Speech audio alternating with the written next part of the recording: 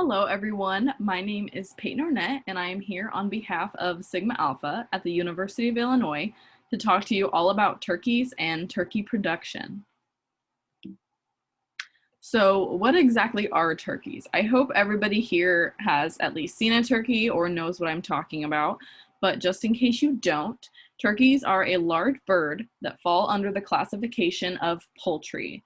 Some other examples of poultry can include chickens, ducks, quail, geese. Um, they can be brown or white. So there are two different types of turkeys out there, though: wild turkeys and domestic turkeys. So turkeys in the wild are typically brown, large, feathered birds that you probably recognize when you think of a stereotypical turkey. So this is pictured on the left side of the screen. They can get to as large as 25 pounds. And then you have domestic turkeys. Domestic turkeys are the kind that live on a farm that get raised for their meat. You can see a domestic turkey on the right side of the screen. These turkeys are as large as 40 pounds. So today I will really only be talking about domestic turkeys because these are the ones that we use most in the ag industry. So now that we know exactly what a turkey is and what it looks like, let's talk about some terminology.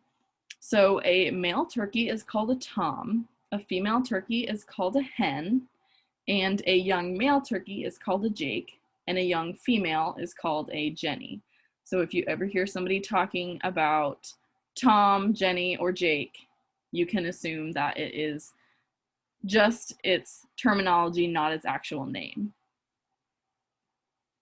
So now let's talk a little bit about how turkeys go from farm to being on your Thanksgiving plate. So keep in mind that there are many different ways and methods to raise turkeys. So I'll just be talking about the most popular methods. So on most farms, turkeys are bred and then they sit in the egg in an incubator. It's warm and it mimics a natural way to raise the eggs. After hatching, they're placed in a very warm environment called a rearing house so they can grow for 4 to 6 weeks before moving on to a finishing barn. So on a commercial farm, once the turkeys are hatched and grown up a little bit, they're put into a large building on the farm like the one pictured.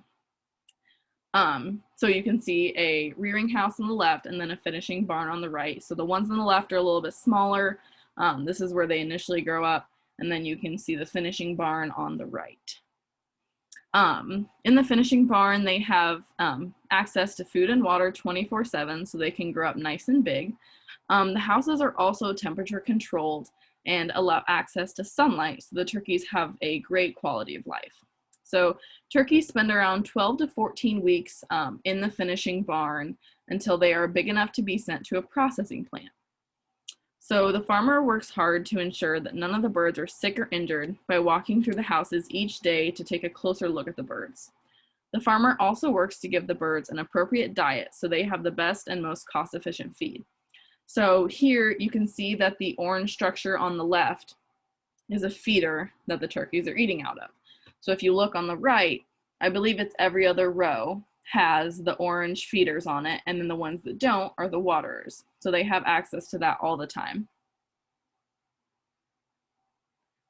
So once the birds finish growing, the birds are loaded onto a truck like in the picture. You can see that they're kind of being funneled into a truck where they will be shipped to a processing plant to be slaughtered and made into meat for consumption.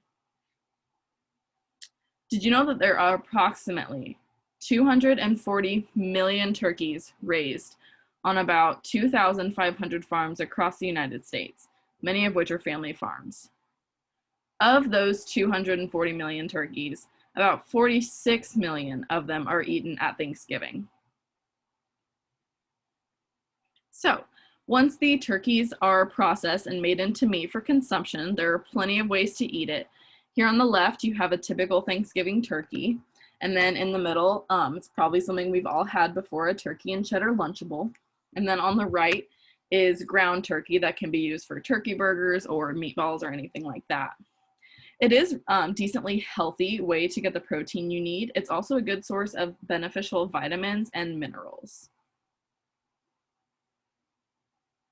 And thank you guys for listening. I hope you've learned a little something about how turkeys are hatched, raised, and get from farm to fork.